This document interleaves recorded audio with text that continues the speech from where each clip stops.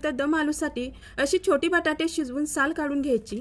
बटाटे शिजवताना खूप जास्त शिजवायची नाहीत, 80 ते 90% शिजतील इतपतच शिजवून घ्यायची। का ते मी पुढे सांगणारच आहे। आता मी दाखवल्याप्रमाणे फोर्कच्या साहाय्याने सगळ्या बटाट्यांना थोडं थोडं टोचवून घ्यायचं। मसाल्यासाठी 1 चमचा धने, 1 चमचा बडीशोप, 4 लवंगा, 1 चमचा जिरे, 15 ते 20 मिरे आणि 1 इंच इतपत दालचिनीचा तुकडा, 3 ते 4 वेलची घेऊन खडे मसाले भाजून प्लेटमध्ये काढून घ्यायचं। नंतर मिक्सरमध्ये थंड झालेले खडे मसाले, 2 टोमॅटोच्या चिरलेल्या फोडी, 10-12 काजू, 4 ते 5 लसणाच्या पाकळ्या, 1 इंच इतपत अद्रक घालून याची बारीक पेस्ट बनवून घ्यायची। टोमॅटो असल्यामुळे मसाला बारीक करताना पाणी घालायची गरज नाही, छान पेस्ट बनवून तयार होते। नंतर 2 चमचे तेल गरम झाल्यावर बटाटे हलके सोनेरी होईपर्यंत तळून घ्यायचं। हे पहा, बटाटे तेलात सोडल्यावर परतताना फुटू नये म्हणून बटाटा जास्त शिजवायचा नाही।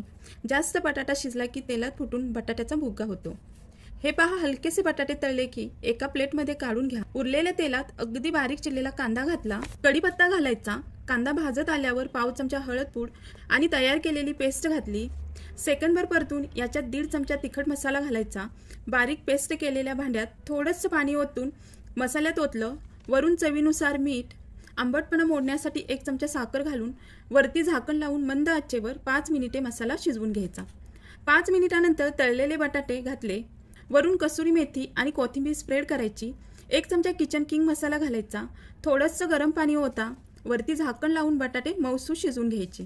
हे पहा, छान दम आलू भाजी बनून तयार झाली। याच्यावर हवं तर फ्रेश क्रीम घाला, खूप छान लागते।